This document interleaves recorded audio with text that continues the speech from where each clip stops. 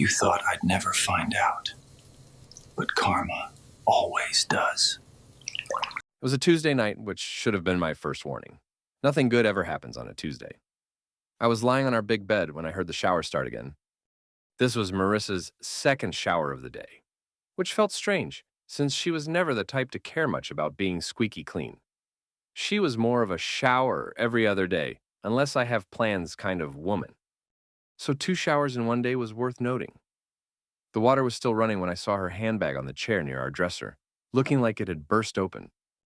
The zipper was undone and half the stuff had spilled across the floor. Lip gloss, receipts, hair ties, and what looked like half a pharmacy's travel section spread across the wood floor. I'm not the type to dig through my wife's purse. That's a marriage sin, right up there with leaving the toilet seat up or forgetting an anniversary. But the mess bugged me, so I thought I'd be the nice husband and clean it before she came out and stress cleaned at midnight like she sometimes did when work got rough. So there I was, playing the good guy, picking up tampons and mints and wondering why women need 17 lipsticks that all look the same. That's when my hand brushed against something that didn't fit in with the usual purse junk. It was small, cool, and smooth metal, expensive and sharp in design. I pulled it out and held it to the lamp. A silver tube about 4 inches long with a sleek, simple look, like something Apple would make if they sold lube. The body was covered in Japanese writing, black against silver. It looked pricey, the kind of thing you don't just grab at CVS while buying milk. My first thought was medical. Maybe she had some issues she didn't want to talk about. Women's health can be tricky, and Marissa hated talking about things that made her uneasy. But then I thought, if it was medical, why was it Japanese? And why hadn't she told me? Curiosity won. I grabbed my phone, opened the camera, and scanned the text. Google Translate came to the rescue while I sat there at 11:30 p.m. questioning my marriage. The screen lit up with the translation, and I swear I felt my blood turn cold. Premium men's personal lubricant. Long-lasting formula. Men's lubricant. Not women's. Not couples. Men's. And it wasn't new. The tube was about half empty, with that used look from regular handling. I turned it over in my hands, my brain trying to catch up while my gut screamed what I didn't want to hear. My wife had never bought anything like this for us. We barely used lube at all, and when we did, it was the cheap pharmacy kind in a plain bottle. This one looked like it cost more than our grocery run, and it sure wasn't meant for us. I kept staring at the tube, then my eyes slid to her tablet on the desk. The screen was still on, glowing. She'd left it open after working on slides earlier. The home screen showed all her neat little app folders with cute names like Fun Stuff, Work Tools, and Groceries. Wait, groceries. I had never once seen Marissa use a grocery app. This was the same woman who made me drive to 3 stores just to get the right brand of pasta sauce. And now she had a grocery folder on her tablet? That was like finding out your vegan friend had a stash of burgers in the freezer. My hands shook as I tapped the folder. Inside was only one app I didn't know. Some kind of chat platform with a plain, boring icon. My thumb hovered over it forever. Or maybe just half a minute. This was it. Either I was crazy or my whole life was about to come apart. I opened it. The chat loaded, and right at the top was a thread with someone named Leo. The profile pic was just a shadow, but the words, oh God, the words. I can't wait to see you Thursday. Got us the usual room at the Marriott. Bring that stuff I like, the silver one. Makes it so much better. Going to do things to you your husband never could. I scrolled up. My sight blurred as weeks of messages filled the screen. Hotel rooms described in detail. Photos I wished I hadn't seen. Mentions of that same silver tube I was holding in my sweaty hand. The dates hit me like a hammer. Every late night at the office, every girls' night out, every too tired tonight, honey.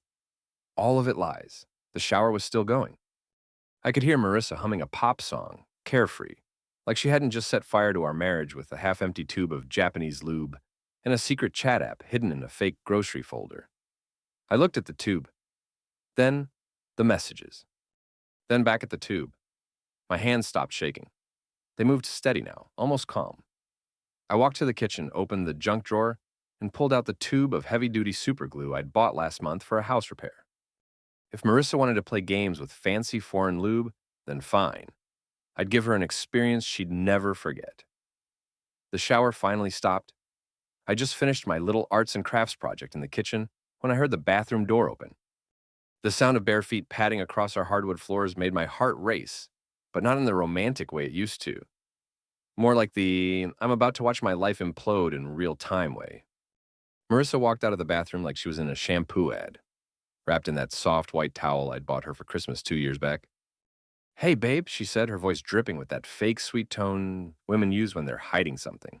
"You look tired." She padded to the kitchen, then came back with a tall glass of milk, holding it out like a peace gift. "Here, drink this," she said, sitting on the edge of the bed. "It'll help you sleep. Don't you have that early meeting tomorrow?" And there it was, the early meeting. The one I'd only tossed out at dinner. The one she'd tucked away in her lying little brain as the perfect time for another secret night out. Because nothing says loyal wife like sedating your husband so you can sneak off for fun with someone else. I took the glass, watching her face in the low light. She looked so caring, so worried about me getting rest. "Thanks, honey," I said, taking a small sip. I pretended to drink half, then set it down on the nightstand with a smile. "You're the best." "I love you." The words burned in my mouth, but her face lit up like it was real love. That was the worst part. Not just that she was cheating, but that she could look me in the eye with so much warmth while planning to run off to some hotel with a guy named Leo. The next hour was probably the longest 60 minutes of my life. I lay there listening to her breathing, waiting for it to settle into that deep, even rhythm that meant she thought I was out cold. Every few minutes, I'd let out a little snore or shift positions, really selling the whole heavily sedated husband performance. She was good, I'll give her that. She waited a full hour before making her move, probably making sure whatever she'd slipped me had enough time to kick in. I felt the mattress shift as she carefully climbed out of bed, moving with the stealth of someone who'd done this dance before. At exactly 12:45 a.m., I heard the soft click of our front door opening, then the faint sound of voices in the hallway outside our apartment. My heart was pounding so loud I was sure the neighbors could hear it through the walls. I gave her exactly 20 seconds, long enough to think she was in the clear, but not long enough for them to disappear entirely. Then I slipped out of bed, grabbed my robe, and crept toward the door like some kind of suburban ninja. The hallway was dimly lit, but I could see them at the far end, near the elevator. Marissa was pressed against the wall, and some tall guy had his hands on either side of her face, kissing her like she was the last woman on earth. Even from a distance, I could see he was everything I wasn't. Tall, muscular, probably 10 years younger than me. So, this was Leo. This was the man my wife thought was worth throwing away 15 years of marriage for. They were heading up to the 4th floor. I followed them and pressed myself against apartment 4C, directly above our spare bedroom. How's that for cosmic irony? The guy my wife was cheating with lived right above us. I could hear voices through the cheap door. "I can't believe you live right above him," Marissa was saying, excitement in her voice. "Makes it more fun, doesn't it?" "God, yes," Leo replied. "Did you bring what I asked for?" "Of course." "I brought what you like. The good stuff." My specially modified tube of Japanese lubricant, now featuring industrial adhesive that could probably hold a space shuttle together. I had to bite my lip to keep from laughing out loud. For about 30 seconds, there was nothing but the kind of sounds you'd expect from two people who thought they were about to have the time of their lives. Then everything changed. "What the—" Leo's voice sharp and confused. "Wait, something's wrong," Marissa said, and I could hear the first note of panic creeping in. "What did you do? What the hell did you put on me?" "I don't understand. It's the same stuff as always. The silver tube, the Japanese brand you like. Something's wrong with it. We can't, oh God, we're stuck." And there it was. The moment I'd been waiting for. The sweet sound of two cheaters realizing that their night of passion had turned into a medical emergency. They tried everything. Water from the kitchen sink, soap from the bathroom, even what sounded like cooking oil. Nothing worked. "Now we need to call someone," Leo said, his voice tight with pain and embarrassment. After about 40 minutes of increasingly desperate attempts to separate themselves, they finally admitted defeat. I heard Leo make the call. "Yes, we need an ambulance." It's hard to explain. We're kind of stuck together. I decided that was my cue to leave. Phase 1 was complete. The next morning, Marissa shuffled through our front door around 10:30 a.m., looking like she'd been through a blender. Her hair was a disaster, makeup completely gone, moving like each step was agony.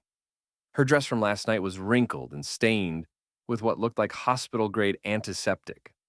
"Morning, honey," I said, not looking up from my tablet. "How was your night? You came in pretty late." She froze in the doorway like a deer caught in headlights. "There was an emergency at work, a client crisis. I had to stay late to handle it." "That sucks," I said, finally looking up with my best concerned husband expression. "You look exhausted. And are you walking funny? Did you hurt yourself?" I fell at the office. Down some stairs, twisted my back. I went to urgent care. They said it was just a strain, gave me some medication for the pain. She was limping toward the bedroom when there was another knock at the door. Sure enough, there was Leo, looking like he'd gone 12 rounds with a heavyweight boxer who specialized in punching people in the lap. His jeans were unbuttoned at the top, hanging loose around his waist like he couldn't bear to have anything touching his skin down there. Hi," he said, his voice hoarse. "Is Marissa here? We need to talk about what happened last night." "Sure, come on in," I said, stepping aside with a friendly smile. "Marissa just got back from work." She had some kind of emergency that kept her out all night. They were both speaking in code, trying to have a conversation about their medical emergency without actually saying anything that might tip me off. I suggested they sit down since they both looked like they were in pain. The look they exchanged was pure panic. Sitting down was obviously not on the agenda. That afternoon, I prepared phase 2. I spent time playing the devoted husband while Marissa milked her work injury for all it was worth. Around 4 p.m., she complained about her sensitive stomach, saying she needed something light to eat. Perfect opportunity. I prepared what I like to call a symphony of spice. Lamb skewers marinated in a blend that would have made a jalapeno pepper file a restraining order. Ghost pepper powder, Carolina Reaper flakes, habanero sauce, and enough cayenne to strip paint. Then garlic prawns swimming in enough garlic to ward off every vampire in a 5-state radius. But the piece de resistance was the chili crab from that Singaporean place downtown that makes you sign a waiver before they'll serve you their spiciest dishes. This wasn't just food. This was a weaponized dining experience designed to torture someone with compromised internal geography. She took her first bite of the lamb, and for a split second, her expression was pure appreciation. Then the heat hit. But it was the chili crab that really sealed the deal. She took one bite, and I watched her entire body tense like she'd been hit with a cattle prod. Her face went red, then white, then an interesting shade of green that I'd never seen on a human being before. "Maybe I should lie down," she said weakly. "I think the medication is interacting with the food." But I wasn't done yet. Hidden in our medicine cabinet was a tube of recovery ointment that she'd probably need for the next few days. I'd emptied the contents and refilled the tube with capsaicin cream, the stuff they use to treat arthritis pain. The same active ingredient that makes pepper spray so effective. It looked identical to the original ointment, but when applied to tender areas, it would turn her recovery process into a whole new level of hell. The next morning at 6 a.m. came the scream. Not just any scream. This was the kind of primal, gut-wrenching shriek that comes from someone who's just discovered that their recovery ointment had been replaced with liquid fire. "Something's wrong with the medicine," she gasped between what sounded like hyperventilating. "It's burning. Oh, God, it's burning." We rushed back to the hospital, the same one she'd been wheeled out of less than 12 hours earlier. Dr. Martinez, who'd overseen the separation procedure, looked like he was having the strangest week of his medical career. "This level of inflammation is severe," he said after examining her. "The tissue damage from yesterday's procedure, combined with what appears to be a chemical burn, has created a potentially serious situation. Given the extent of the damage and the risk of infection, I'm recommending surgical intervention. We need to remove the affected tissue before necrosis sets in." Necrosis. That meant tissue death, permanent damage, the kind of consequences that don't just heal with time and good intentions. The surgery took 3 hours, and when Dr. Martinez came out, his expression was grave. "We were able to remove all the damaged tissue, but the extent of the excision was more significant than we initially anticipated. There will be permanent functional changes." While she was recovering, I'd spent the morning at my lawyer's office finalizing documents prepared with the meticulous attention to detail. Every clause designed to ensure that Marissa walked away from our marriage with exactly what she deserved. Nothing. Well, almost nothing. She'd get to keep the medical bills. I walked into her hospital room with the manila folder. Divorce papers, I said, placing them on a rolling table. Pretty straightforward stuff. You keep nothing. I get the house, the cars, the savings, the investments. Our son stays with me full time. I don't understand. Why? Why now? I'm in the hospital. I just had surgery. See, I know about Leo. I know about the affair. I know about the hotel rooms, the messages, the silver tube of Japanese lubricant that you've been using to enhance your extracurricular activities. I know you've been sedating me so you could sneak out. I know about the encrypted messaging app hidden in your groceries folder. Each revelation hit her like a physical blow. I could actually see her deflating, like someone was slowly letting the air out of her entire existence. She tried to refuse, tearing the papers in half. I'm not signing anything. I smiled and pulled another set from my briefcase. If you won't sign the generous settlement I'm offering, we go to court.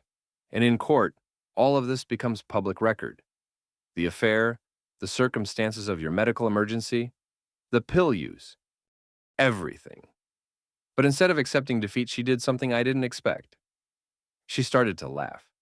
Not happy laughter, the kind of broken, hysterical laughter that people make when their sanity finally gives up. Now you think you've won, she said between gasps. You think you're so smart, so clever, but you have no idea what you've done. Leo isn't going anywhere, and there are others too. Do you really think he was the first? Do you really think this was some kind of isolated incident? That's when I discovered the network. Hidden in her tablet's browsing history, I found evidence of something that made Leo's affair look like amateur hour. There was an entire network, a private group that operated through encrypted apps and exclusive websites, catering to married people looking for discreet encounters. Marissa had been a premium member for over 3 years. I printed out every piece of evidence and walked straight to the police station. The network was involved in activities that crossed legal lines: tax evasion, prostitution, embezzlement using company credit cards. Within a week, the investigation had expanded to include the FBI. Assets were frozen. Arrests were made. Meanwhile, Mrs. Patterson's video of their ambulance ride went viral. When Cheating Goes Horribly Wrong hit 500,000 views in 12 hours. Someone recognized Leo as a fitness influencer who marketed himself as a relationship coach. His gym fired him before the week was out. Marissa's identity spread like wildfire through our social circles. Her friends started distancing themselves one by one. The book club mysteriously had scheduling conflicts. Even the grocery store cashiers started giving her looks that could freeze hell. 3 weeks later, Leo made the mistake of coming back, demanding $20,000 for medical bills and lost income. Their argument escalated quickly from the front yard into our house. I could hear them moving around upstairs, shouting, then furniture being thrown around. When Leo shoved Marissa down our concrete steps, that's when the officers who'd responded to my domestic disturbance call decided they'd seen enough. Both were arrested, charges added to the existing fraud investigation. The custody hearing was a formality when one parent was in county lockup, and the other had documentation proving systematic fraud and infidelity. Detective Morrison texted me, "Case closed." Both defendants pled guilty. Marissa got 18 months, Leo got 2 years. I deleted the message and poured myself another drink. Sometimes justice isn't blind. Sometimes it just takes a little help seeing clearly.